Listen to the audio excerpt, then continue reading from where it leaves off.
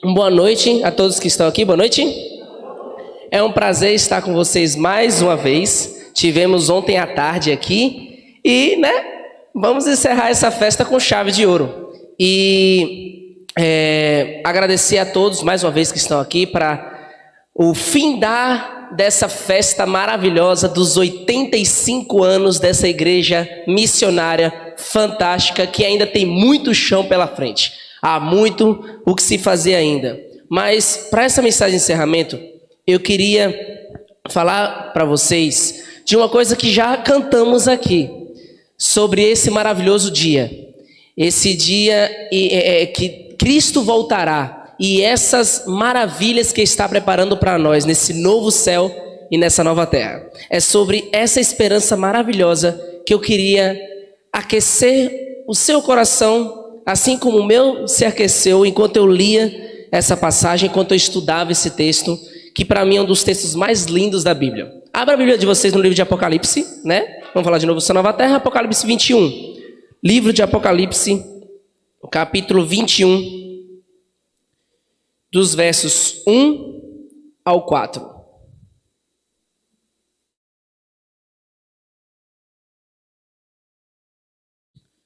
Bom, Apocalipse, capítulo 21, verso 1 a 4.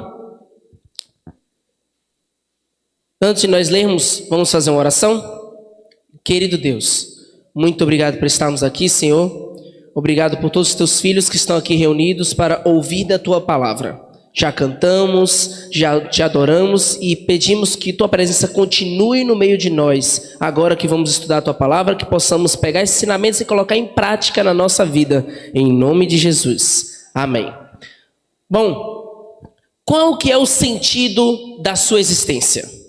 Já parou e se perguntou isso? Por qual motivo você se levantou hoje da sua cama, viveu o seu dia e nesse momento está aqui na igreja?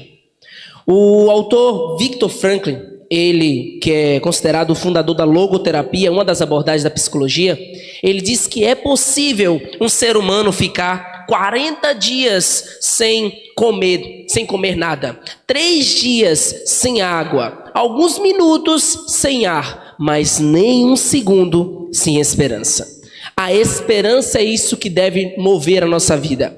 A esperança é o que faz o cristão viver feliz, viver acreditando que o que temos aqui hoje não é tudo. O que temos aqui hoje é passageiro, mas Deus está preparando um lugar que será eterno, um lugar que poderemos ser plenamente felizes. E quando eu era criança, eu imaginava como era o céu, como poderia ser o céu, porque a gente pode ter esperança, mas que esperança pode nos mover? Esperança em quê? Ou esperança em quem? Eu me perguntava como seria o céu, como seria pegar num leão, andar na cabeça de uma girafa, descer de escorregador naquele pescoço gigantão. Eu imaginava o que eu poderia fazer no céu, voar junto com os anjos, enfim. Mas hoje eu queria ver com vocês sobre essa esperança, que ela possa ser renovada no nosso coração ao lermos esse texto incrível de Apocalipse 21, versos 1 ao 4, que diz assim, o apóstolo João fala: vi novo céu e nova terra, pois o primeiro céu e a primeira terra passaram e o mar já não existe.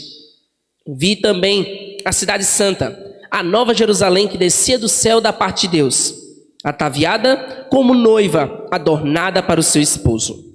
Então ouvi grande voz vinda do trono dizendo: eis o tabernáculo de Deus com os homens, Deus habitará com eles, eles serão povos de Deus e Deus mesmo estará com eles.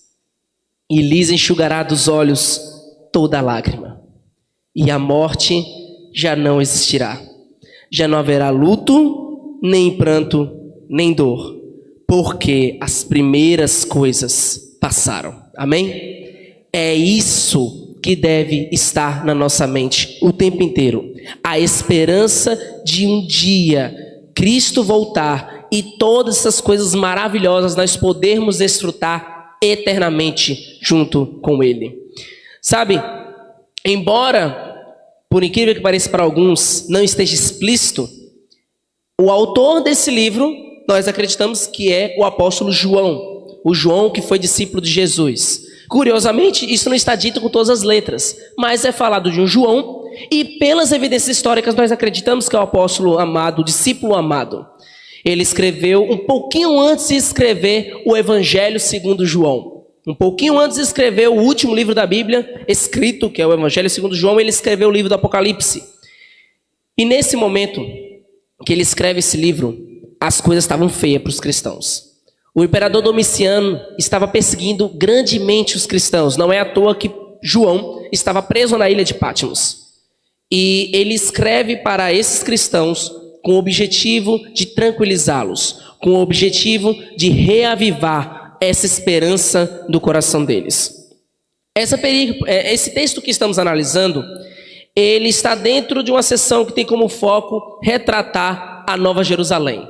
A Nova Jerusalém e a habitação de Deus. Por isso, nós vamos dividir a reflexão de hoje, a reflexão dessa noite, em 3 tópicos. Primeiro vamos falar sobre esse novo céu e nova terra. Depois nós vamos falar sobre a habitação de Deus no meio do seu povo. E por fim, a extinção do pecado de uma vez por todas, que é a nossa maior ansiedade, que esse mal seja apagado de uma vez por todas para sempre. Para começar com esse novo céu e nova terra. Esse texto está logo após a descrição do milênio. João vê pessoas sendo queimadas, o mal sendo destruído. Depois de toda essa coisa, essa quase confusão, João agora contempla um novo céu e uma nova terra. Mas novo em que sentido? Que tipo de novo? Bom, há 2 possíveis interpretações. Primeiro que esse adjetivo novo, ele pode ser simplesmente um oposto ao adjetivo primeiro, dando a ideia de, na verdade, serem novos céus e nova terra, no sentido de último céu e última terra. Porque depois disso, nunca mais haverá pecado novamente. Nunca mais haverá necessidade de toda essa tragédia que aconteceu no mundo. É simplesmente o último céu e a última terra. E isso de fato vai acontecer pela graça de Deus. Você acredita? Diga amém. A outra possível interpretação. Novo também é uma palavra que tem 2 palavras correspondentes no grego. Uma palavra é a palavra kainos e a outra é a palavra neos. É dessa palavra neos que vem as palavras que a gente usa hoje no português, neo-evolucionismo, neoplatonismo, qualquer coisa, dando a ideia de algo novo. Só que essa palavra neos, ela não dá a ideia de um novo, literalmente novo. Como assim, Paulo? Que confusão é essa? Bom, em Colossenses 3, verso 10, Paulo está falando de um novo homem, que é transformado à medida da ação do Espírito Santo. Só que esse novo homem não é na ideia de que haverá, o antigo homem será apagado e será feito um novo homem. Não, é um novo homem transformado pelo Espírito Santo, mas que é o mesmo passado, só que agora numa nova perspectiva, de uma nova maneira. É essa a ideia do verbo neos, é a ideia do substantivo neos, é de um novo, mas que não exatamente é inédito, é na verdade um novo numa nova perspectiva, passado por uma transformação. Já o adjetivo kainos, ele dá uma ideia de um novo inédito, um novo de fato que nunca existiu antes. Deus não vai simplesmente alterar essa terra. Deus não vai simplesmente alterar o céu. Ele vai criar uma nova terra e um novo céu para cada um dos seus filhos. E esse novo é tão inédito que Pedro diz em sua carta que coração nenhum jamais passou isso na mente de alguém ou no coração de ser humano algum, o que Deus tem preparado para cada um de seus filhos. É esse tipo de coisa nova que Deus está preparando para cada um de nós. Uma coisa totalmente inédita. Essa declaração termina com um símbolo no grego que é chamado de ponto alto. É um ponto no meio da palavra, que dá a ideia tanto para enfatizar aquilo que foi dito, como também para introduzir a próxima declaração. A única iniciada com uma conjunção que é a mais forte do grego antigo, que dá a ideia de dizer que a próxima coisa que vai se dizer é muito importante. E o que é essa declaração? O que João diz após falar que viu um novo céu e nova terra? Pois o primeiro céu e a primeira terra passaram. Esse verbo passaram, ele se encontra num tempo verbal que dá a ideia de uma coisa que simplesmente aconteceu no passado, mas não se preocupa em dizer por quanto tempo ou de que maneira. João aqui, ele quis dizer que simplesmente o primeiro céu e a primeira terra passou, acabou. O que importa como que acabou? Que hora? Não, acabou. Finalmente, graças a Deus, o primeiro céu e a primeira terra passou, acabou de uma vez por todas. Dá até uma ideia de alívio por parte do apóstolo em simplesmente descrever que tudo isso de ruim finalmente teve um fim. Bom, novo céu, nova terra e o mar sumiu? Como assim? Percebam o padrão da declaração. Vi um novo céu, uma nova terra. Foi o primeiro céu e a primeira terra já passaram. E o mar é novo? Não, o mar sumiu. O mar não existe mais? Como assim? Porque de tantas coisas para João dizer que não existia, ele vira para o mar e diz que não existe. Eu não sei vocês, mas eu amo a praia. E eu leio isso, eu fico, no céu não vai ter praia. Mas com a presença de Jesus, mesmo que não tivesse praia, seria uma bênção. Mas e se eu te disser que não necessariamente João estava falando de um mar literal? Pode ser. Pode até ele estar falando do mar literal, mas isso não impede de haver lagos no céu. Vai ter o lago de cristal, o rio da água da vida e tudo. Mas também há a possibilidade desse mar se referir a duas coisas. Primeiro, em Apocalipse capítulo 17, verso 15, as águas são os símbolos dos povos que resistiam à presença de Deus, que resistiam ao chamado divino. Era sobre essas águas que a besta e a prostituta estavam postas em cima. Eles se apoiavam ali. Então pode ser que quando João viu que não vai ter mar, é porque não vai ter mais resistência contra o poder de Deus. Mas eu acho mais possível, à medida que nós estudamos o texto original e vemos comentários e outros estudos, que esse mar, na verdade, pode se referir a outra coisa. A expressão que fala após o mar diz o que exatamente? Vi, novo céu, nova terra, porque o primeiro céu e a primeira terra passou e o mar já o quê? Não mais existe. Sabe onde você encontra essa expressão nesse mesmo textinho? Lá no verso 4, quando ele fala que a morte, a dor, o pranto, a morte não mais existirá. Então, no momento está falando de uma coisa abstrata, como a morte. Por que lá em cima essa expressão se adequa agora a uma coisa real? Por que não algo abstrato também? Por que não? Muito obrigado. Por que não? Esse mar não quer dizer separação. O que separava João dos seus entes queridos lá na Judeia? Ele estava onde, gente? Onde João estava aprisionado quando escreveu Apocalipse? Uma ilha. O que está ao redor de uma ilha? O mar. E aquele mar era tão agitado que não tinha como ninguém passar nem de barco normal. Tinha que ser navio imperial e tal, porque não tinha como fugir. Aquilo que separava João dos seus entes queridos era o mar. Quando ele olha para o céu e vê que não mais vai ter separação, a única coisa que ele consegue pensar, e não tem mais esse bendito mar que me separa das pessoas que eu amo. Eu acredito, com base nas evidências gramaticais, com base nos outros estudos, que esse mar, na verdade, se trata da separação que não mais existirá entre o povo de Deus. Aquela pessoa que você não encontra mais, seja por qualquer motivo, no céu você a encontrará. Aquela pessoa, não é mais, os amigos não mais se separarão.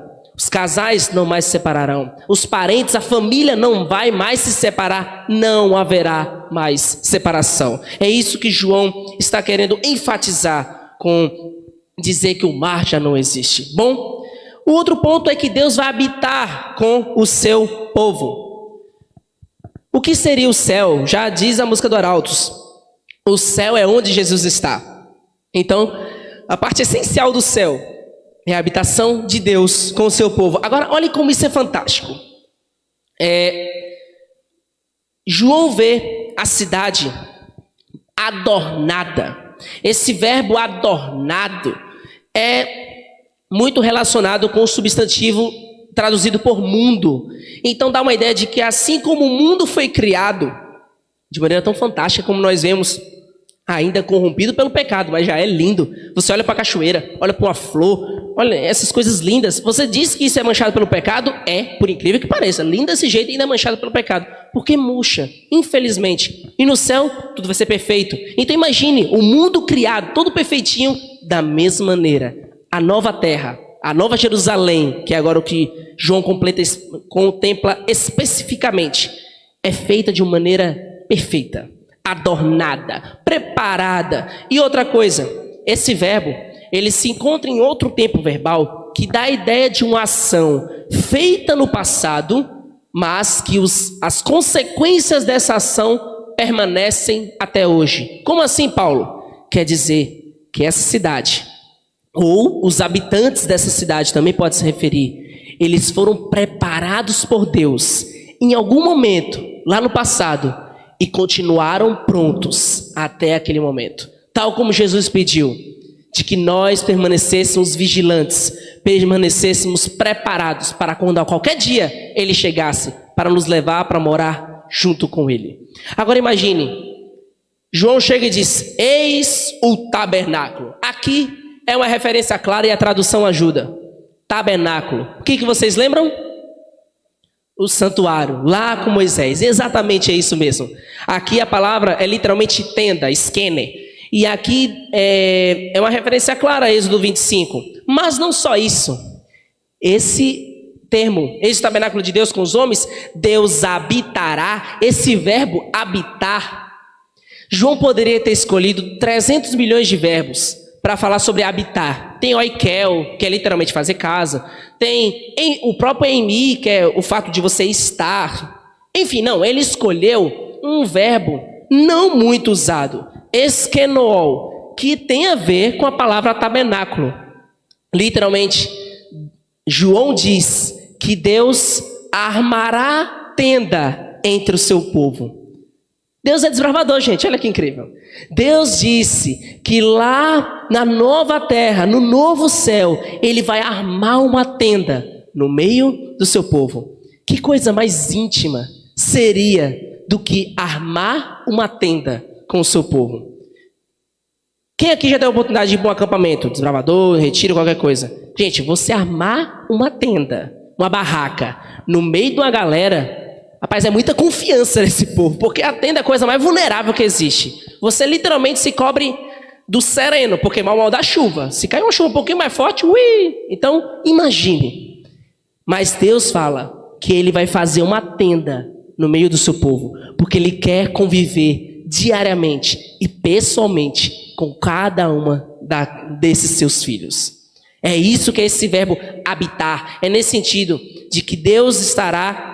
O próprio Deus, o texto faz questão de falar, eis o tabernáculo de Deus com os homens e o próprio Deus estará com eles. João fica admirado, o próprio Deus vai estar com seus filhos. Por que isso é tão admirável? Porque naquela época, no meio do paganismo, se pregava que os deuses não poderiam se misturar com os homens. Os deuses estavam em outro patamar. Mas esse Deus todo-poderoso, que criou o universo, criou a mim, criou você, Ele está ali, armando uma tenda com o seu povo, habitando intimamente com o seu povo. É isso que João fica admirado. O próprio Deus estará habitando com o seu povo.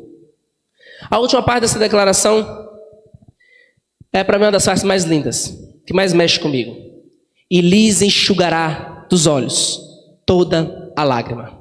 Sabe, esse verbo enxugar, ele se encontra no futuro do indicativo, muito parecido com o nosso futuro do português. Só que há duas maneiras no grego de você se referir a uma coisa que vai acontecer. Uma delas é usando o auristo, que daria uma ideia de desejo, de uma coisa pontilear, tipo assim, vai acontecer, de um jeito assim, tal, beleza. Mas o futuro do indicativo dá a ideia de uma coisa que vai acontecer de maneira constante, de maneira, não de uma vez só, mas, vocês me entendem? De maneira constante, de maneira intermitente. O que eu quero dizer com isso?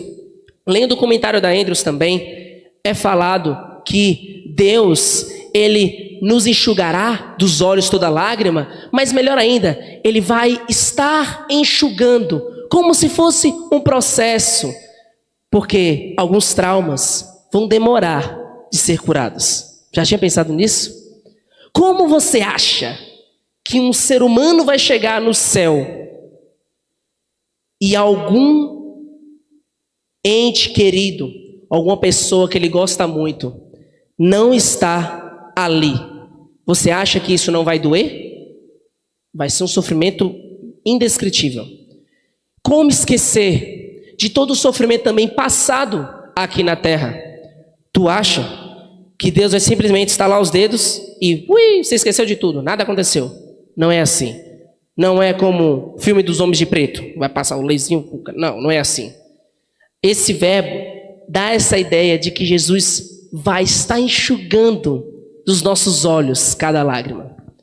O sofrimento que você passa hoje, o sofrimento que você já passou, as tristes surpresas que podemos encontrar no céu, elas serão enxugadas não de uma vez, porque Deus não vai pular o estágio do luto no ser humano, é normal, mas Deus vai enxugar.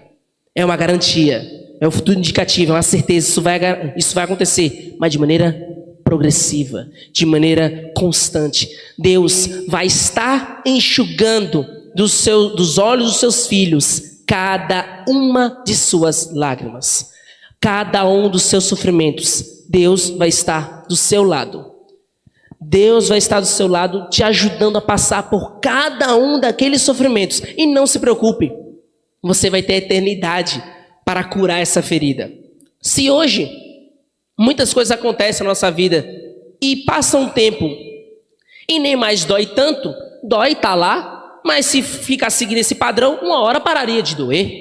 Imagine num lugar perfeito, que nunca mais vai ter morte, porque hoje tem uma morte de qualquer pessoa, a gente lembra, e aí volta tudo de novo.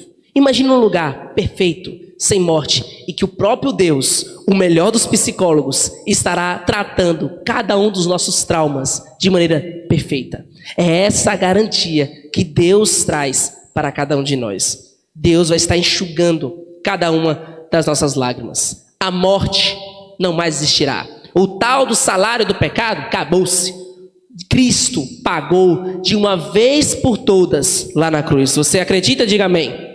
Cristo pagou a sua dívida, a minha dívida, a nossa dívida, de uma maneira perfeita, que ninguém, nem um anjo, seria capaz de pagar. Ele pagou essa nossa dívida. O verso 4, ele traz como se fosse um grande parêntese do verso 1. O verso 4 explica que primeiras coisas são estas. É como se Apocalipse 21, 1 a 4, fosse uma estrutura quiástica, em que os dois, o verso 1 e o verso 4, eles se vão indo em progressão ao ápice, que é os versículos 2 e 3, que fala da habitação de Deus. No verso 1, as primeiras coisas passam. No verso 2, desce a habitação de Deus. No verso 3, Deus está habitando com o seu povo. E no verso 4, conclui reafirmando que as primeiras coisas passaram. As primeiras coisas passaram. Mas Deus continua habitando com o seu povo. Amém? Essa é a única certeza que podemos ter. Seca-se a erva, cai a sua flor, mas a palavra do nosso Deus permanece para todos sempre. Deus está, sempre esteve e sempre estará com cada um de nós. É a presença dele em nossa vida que nós podemos ter a garantia o tempo inteiro. Quando eu estudo uma passagem, eu gosto de tentar traduzir com as minhas palavras o que o apóstolo João quis dizer, o que o autor bíblico, no caso, quis dizer acerca daquele assunto. Não que minha tradução seja melhor, mas é a minha leitura acerca do que ele quis dizer. E quando eu olho para isso que João me escreveu, eu queria ler para vocês o que eu sinto que ele está escrevendo? A partir do verso 1, eu leio como se fosse João falando. Depois de toda essa destruição que eu contemplei antes, capítulo 20, o milênio, agora eu vejo um céu e uma terra que ainda não foram conhecidos. A conclusão que eu vou trazer agora é importante, prestem atenção. O céu e a terra que existiam antes, essas coisas anteriores, agora não existem mais. Nem há mais nenhum mar de separação, como o mar dessa ilha que eu estou preso e que me separa de vocês. Pensa que acabou? Ainda havia a cidade santa, uma Jerusalém tão nova como o céu e a terra que Deus criou, que eu falei antes. Essa cidade desce de onde estava no céu, e ela é proveniente do próprio Deus. Essa cidade foi preparada e arrumada em algum momento antes, e continua preparada e arrumada como a noiva de Deus, pronta para se encontrar com Ele. Ainda tem mais, eu ouvi uma voz estrondosa que vinha da habitação de Deus dizendo que agora essa habitação dele está no meio da humanidade, como se ele armasse uma tenda e acampasse com seus filhos, que agora são o seu povo, como profetizou o profeta Ezequiel. E caso não tenha ficado claro ainda, o próprio Deus habitará no meio deles, algo que nenhuma das outras divindades transcendentes dos povos pagãos jamais poderiam fazer. E enquanto Deus habita no meio do seu povo, Ele vai estar enxugando a lágrima de cada um que ainda esteja sofrendo nesse mundo, nesse paraíso. O que pode levar um tempo, mas vai passar. Digo que vai passar porque ali não mais existirá morte, luto, lamento, dor ou qualquer tipo de sofrimento. Essas são as coisas anteriores que agora cessaram de uma vez. Eu quero deixar claro, com o jeito que escrevi, que enquanto as coisas velhas e prejudiciais vão acabar, podemos ter a certeza de que a presença de Deus estará junto a nós o tempo todo, como sempre houve e sempre haverá de existir. Que quando você leia Apocalipse 21:4, você tenha isso agora em mente, de que Deus sempre habitou, habita e sempre estará habitando com cada um de nós. É isso que nos conforta, essa esperança de um céu e um lugar perfeito que Ele está preparando para cada um de nós. Eu sei que hoje você está sofrendo, eu sofro, cada um de nós temos os nossos problemas que nos fazem sofrer, nos fazem pedir o céu, nos fazem pedir para estarmos com Jesus.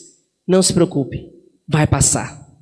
Cristo nos garantiu de que há um novo céu e uma nova terra, porque as primeiras coisas passaram. Nosso amigo vai cantar mais uma música nesse momento. E enquanto ele estiver cantando, eu queria que você pensasse nas promessas de Deus para a sua vida, de que Ele nunca vai deixar de estar ao seu lado. Diante das várias tribulações que você esteja passando, diante das várias dificuldades que você passa na sua vida, tenha fé. Acredite que Deus está ao seu lado, enxugando cada lágrima, e Ele continuará enxugando qualquer lágrima que você ainda derrame lá no céu, porque Ele estará junto contigo. É a sua esperança, é a sua convicção que você quer firmar no seu coração. Então, à medida que você for ouvindo esse lindo louvor, você fique de pé e faremos uma oração no final.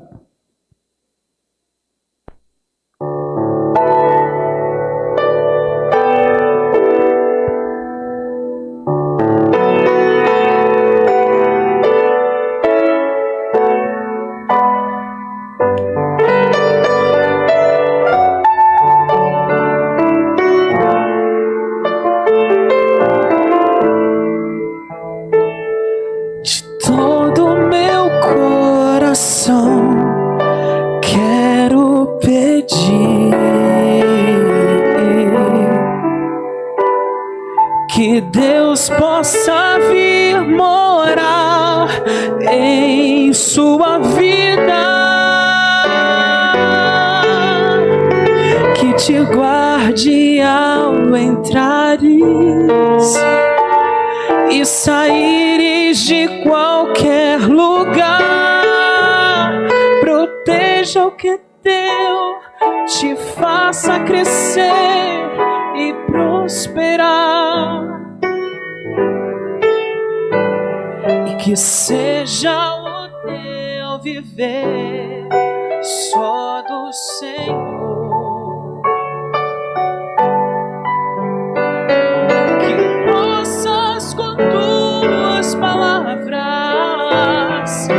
falar de amor. Mas se peço pra Deus te guardar, preciso também te dizer: permita que Deus transforme o seu viver.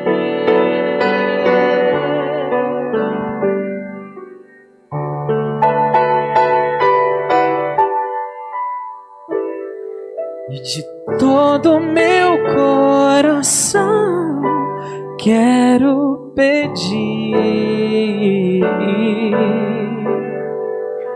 que Deus possa vir morar em sua vida,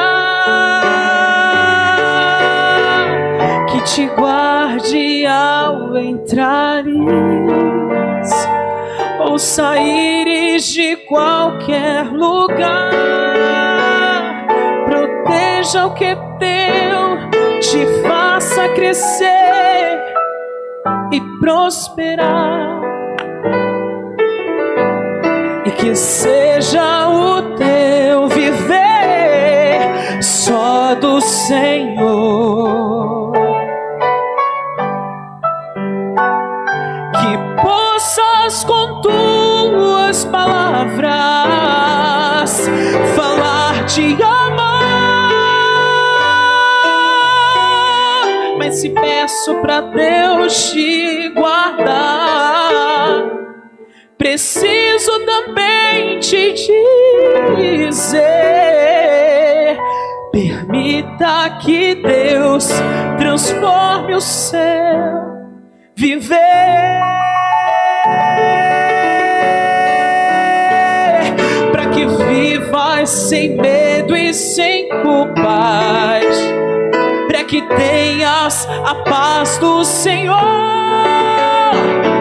sem perder a esperança de ver Jesus voltar. Mas se peço pra Deus te guardar, preciso também te dizer: permita que Deus transforme o seu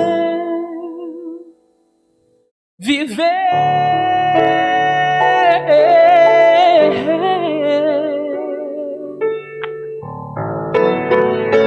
O seu viver.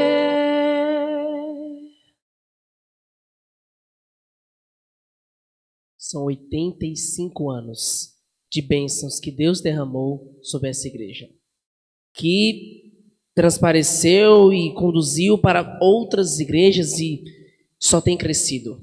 E você faz parte da história desse povo. Imagine quão maravilhosa será a festa da consumação do século, quando Cristo voltar e poderemos morar para sempre com Ele nessa nova terra. Não ouse faltar essa festa. Que maravilha ter você conosco durante esses dias de comemoração, mas melhor ainda será naquele dia em que todos nós, com fé em Deus, estaremos comemorando junto com o Rei dos Reis. Que essa esperança da nova terra e do novo céu queime no seu coração, te console a cada dia e te dê esperança de um futuro maravilhoso. Vamos orar. Querido Deus, Senhor, nós somos gratos pelas bênçãos que o Senhor derramou sobre esse povo durante todos esses 85 anos. E nós pedimos, Senhor, que tuas bênçãos continuem caindo sobre esse povo, tanto mais tempo seja necessário, até que o Senhor volte muito em breve. O que nós mais queremos, Senhor, é morar junto contigo nas mansões celestiais. É morar junto contigo nessa nova terra, onde não haverá mais nada de ruim, porque tudo que era antigo já passou. Que a cada dia o Senhor renove no nosso coração, na nossa mente, a esperança de um futuro melhor. Que no meio de tantas tragédias que hoje acontecem, enchentes, fome, doenças, não importa, Senhor, o Senhor está conosco e podemos sentir a sua presença constantemente no nosso coração. E pedimos que o Senhor se mostre cada vez mais presente na nossa vida, para que nunca nos afastemos do Senhor. Senhor, pedimos que o Senhor nos acompanhe em paz aos nossos lares, agora ao final desse culto. Agradecemos por todas as bênçãos que o Senhor nos derramou nesse final de semana de comemoração e pedimos que o Senhor continue conosco para sempre e sempre. É o que te pedimos e te agradecemos, em nome de Jesus. Amém. Muito obrigado mais uma vez por sua presença e Deus abençoe a cada um de nós.